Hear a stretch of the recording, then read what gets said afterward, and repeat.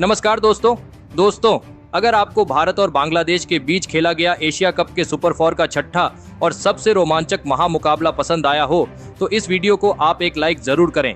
इस वीडियो का like target 400 like है, तो इस वीडियो को आप दिल से लाइक जरूर करें।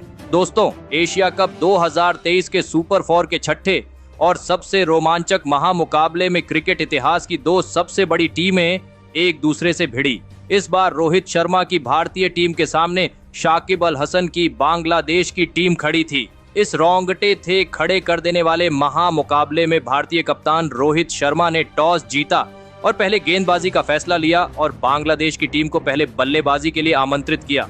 उसके बाद रनों की बारिश करने की इरादे से बांग्लादेश के दो दिग्गज ओपनर बल्लेबाज मैदान में उतरे। तंजीद हसन और लिटन दास के कंधों पर इस महामुकाबले में अपनी टीम को एक विस्फोटक ओपनिंग शुरुआत दिलाने की बड़ी जिम्मेदारी थी, लेकिन पारी के शुरुआती ओवरों में ही भारतीय तेज गेंदबाजी ने बांग्लादेश की इन उम्मीदों को पूरी तरह तोड़ दिया और पारी का तीसरा ओवर डालने आए मोहम्मद शमी ने लिटन दास को क्लीन बोल्ड कर दिया। लिटन दास बिना खाता खोले ही आउट हो गए। लिटन दास के जल्दी आउट हो जाने के बाद बांग्लादेश की टीम की तरफ से अनामुल हक बल्लेबाजी करने मैदान में आए, लेकिन उनके साथी खिलाड़ी और बांग्लादेश के दूसरे ओपनर बल्लेबाज तंजीद हसन को शार्दुल ठाकुर ने क्लीन बोल्ड कर दिया। तंजीद हसन 12 गेंद में 13 रन बनाकर आउट हो गए। देखते ही देखते बांग्लादेश के दोनों ही ओपनर बल्लेबाज आउट हो चुके थे, लेकिन अब विकेट गिरने के बाद कप्तान शाकिब अल हसन बल्लेबाजी करने मैदान में उतरे, लेकिन दूसरे छोर पर बल्लेबाजी कर रहे अनामुल हक को इसी बीच शार्दुल ठाकुर ने केएल राहुल के हाथों कैच आउट करा दिया। अनामुल हक 11 गेंद में 4 रन बनाकर आउट हो गए। भारतीय तेज गेंदबाजी ने बांग्लादेश के टॉप ऑर्डर के मुकाबले में पूरी तरह धज्जियां उड़ा दी थी। विकेट गिरने के बाद बल्लेबाजी करने आए मेहंदी हसन मिराज ने अपने कप्तान शाकिब अल हसन के साथ मिलकर बांग्लादेश की पारी को संभालने की पूरी कोशिश करी, लेकिन फिर एक बार पारी का 14वां ओवर डालने आए अक्षर पटेल ने सेट हो चुके मेहंदी हसन मिराज को कप्तान रोहित शर्मा के हाथों कैच आउट करा दिया। मेहंदी हसन मिराज 28 गेंद में 13 रन बनाकर आउट हो गए। बांग्लादेश की टीम ने केवल 59 रनों पर अपने 4 बड़े बल्लेबाजों को खो दिया था। भारतीय गेंदबाजी इस मुकाबले में शानदार फॉर्म में नजर आ रही थी, लेकिन अब विकेट गिरने के बाद तौहिद रुदोए बल्लेबाजी करने मैदान में आए और फिर यहां से सेट हो चुके कप्तान शाकिब अल हसन और तौहिद रुदोए ने मिलकर बांग्लादेश की पारी को संभाल लिया और भारतीय टीम की शानदार गेंदबाजी के सामने डटकर बल्लेबाजी करना शुरू कर दिया। खास करके दोस्तों, इस मुकाबले में बांग्लादेश के कप्तान शाकिब अल हसन गजब के फॉर्म में नजर आ रहे थे। भारतीय टीम की गेंदबाजी इस मुकाबले में बेहतरीन फॉर्म में दिख रही थी, लेकिन इस साझेदारी ने भारतीय टीम के गेंदबाजों को तक परेशानी में डाल दिया था और फिर इसी बीच पारी के 26वें ओवर में शाकिब अल हसन ने एक शानदार छक्का लगाते हुए अपना इस मुकाबले का महत्वपूर्ण अर्धशतक पूरा कर लिया। देखते ही देखते दोनों के बीच बड़ी शतकीय साझेदारी भी खड़ी हो चुकी थी। कप्तान शाकिब अल हसन अब अपने शतक की तरफ आगे बढ़ रहे थे, लेकिन फिर पारी के 34वें ओवर की पहली ही गेंद पर शार्दुल ठाकुर ने बांग्लादेश के कप्तान शाकिब अल हसन को क्लीन बोल्ड कर दिया। शाकिब अल हसन 85 गेंद में 80 रन बनाकर आउट हो गए। बांग्लादेश की टीम ने अपने सेट हो चुके कप्तान शाकिब अल हसन को एक गलत मौके पर खो दिया था। अब भारतीय गेंदबाजी के पास इस मुकाबले में वापसी करने का बढ़िया मौका था और फिर विकेट गिरने के बाद बल्लेबाजी करने आए शामीम हुसैन को भी रविंद्र जडेजा ने एलबीडब्ल्यू आउट करा दिया। शामीम हुसैन 5 गेंदों में 1 रन बनाकर आउट हो गए, लेकिन एक छोर पर तौहिद रुदोए अभी भी सेट होकर बल्लेबाजी कर रहे थे। विकेट गिरने के बाद नसून अहमद उनका साथ देने मैदान में उतरे, तभी इसी बीच तौहिद रुदोए ने अपना अर्धशतक पूरा कर लिया, लेकिन फिर पारी के 42वें ओवर में सेट हो चुके तौहिद रुदोए को मोहम्मद शमी ने तिलक वर्मा के हाथों कैच आउट कर दिया। तौहिद रुदोए 81 गेंद में 54 रन बनाकर आउट हो गए, लेकिन बांग्लादेश के निचले क्रम का हर एक बल्लेबाज भारतीय गेंदबाजी के सामने मजबूती से खड़ा होकर अपनी टीम को आगे बढ़ा रहा था और फिर विकेट गिरने के बाद बल्लेबाजी करने आए मेहंदी हसन ने नासून अहमद के साथ मिलकर फिर एक बार साझेदारी बनाना शुरू कर दिया।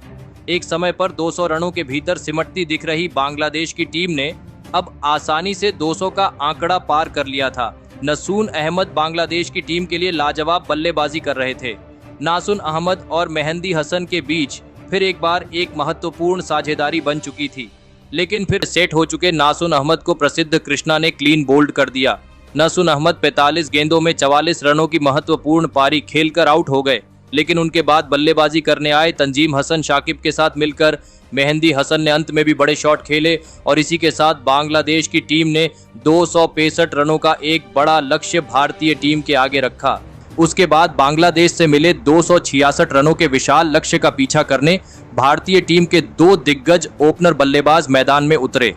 भारतीय कप्तान रोहित शर्मा और शुभमन गिल के कंधों पर इस महामुकाबले में अपने टीम को एक विस्फोटक ओपनिंग शुरुआत दिलाने की बड़ी जिम्मेदारी थी, लेकिन भारतीय टीम की इन उम्मीदों को भी बांग्लादेश की तेज गेंदबाजी ने पूरी तरह धूल में मिला दिया और पारी का पहला ही ओवर डालने आए तंजीम हसन शाकिब ने भारतीय कप्तान रोहित शर्मा को अनामुल हक के हाथों कैच आउट कर दिया। कप्तान रोहित शर्मा बिना खाता खोले ही आउट हो गए।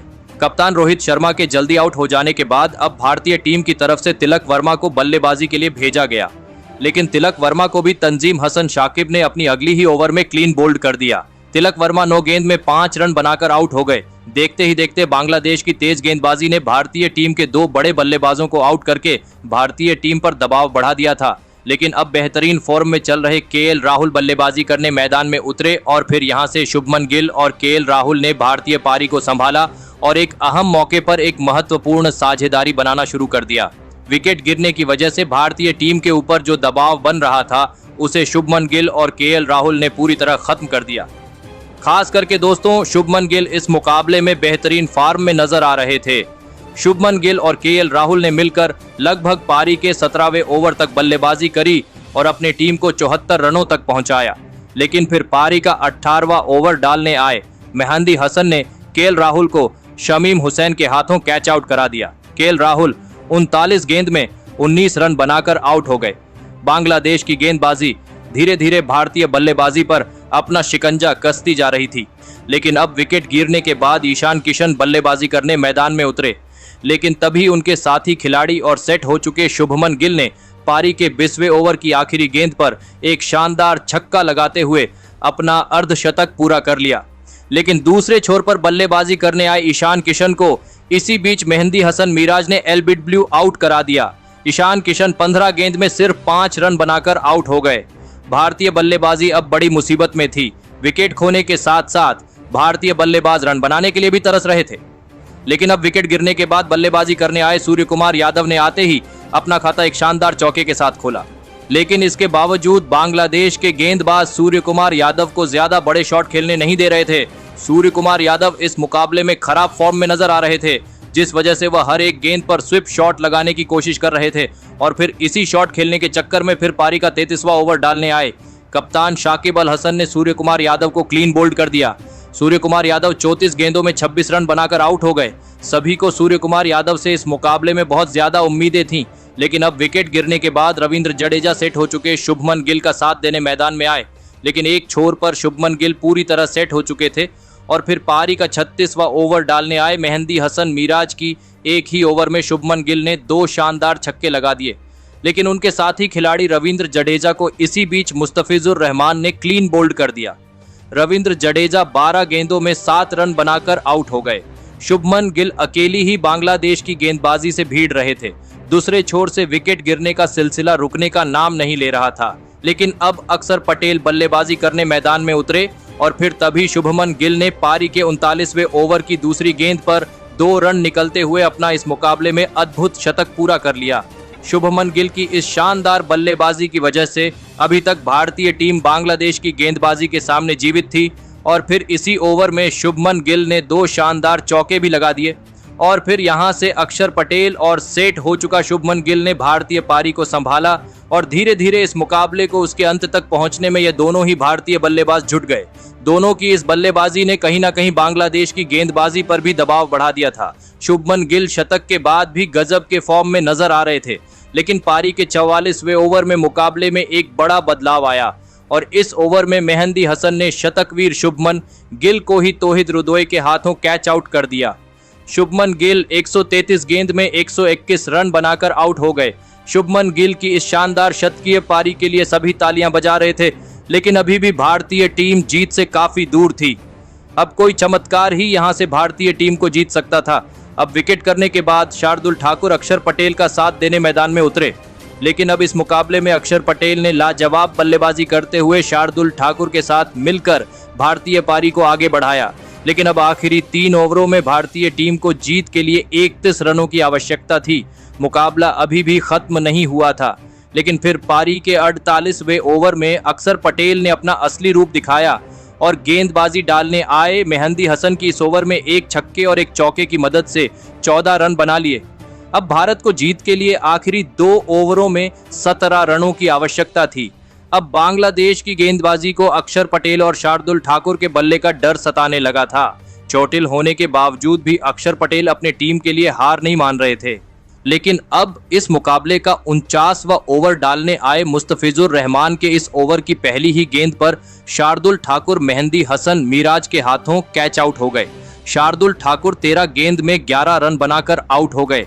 लेकिन अब सभी की नजरें अक्षर पटेल पर थी और अक्षर पटेल ने इसी ओवर में एक शानदार चौका लगा दिया। लेकिन मुस्तफिजुर रहमान की इसी ओवर में अक्षर पटेल भी तंजीद हसन के हाथों कैच आउट हो गए। अक्षर पटेल 34 गेंद में 42 रन बनाकर आउट हो गए। अब भारतीय टीम के पास एक ही विकेट बचा था और अभी भी भारतीय टीम को 6 गेंद में 12 रनों की आवश्यकता थी।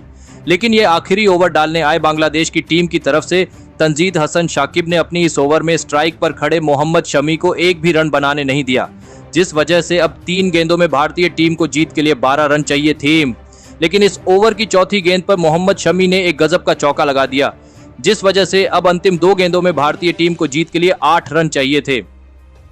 लेकिन गेंदबाज तंजीद हसन शाकिब ने मोहम्मद शमी को एक शानदार यॉर्कर गेंद डाल दी, जिस पर मोहम्मद शमी ने 2 रन लेकर स्ट्राइक पर आने की पूरी कोशिश करी, लेकिन इस चक्कर में वह रन आउट हो गए और इसी के साथ भारतीय टीम यह रोमांचक मुकाबला अंत में जाकर 6 रनों से हार गई। दोस्तों, खिलाड़ियों को आराम देने के लिए टीम में बड़े बड़े बदलाव करना भारतीय टीम के लिए इस मुकाबले में हार का सबसे बड़ा कारण रहा।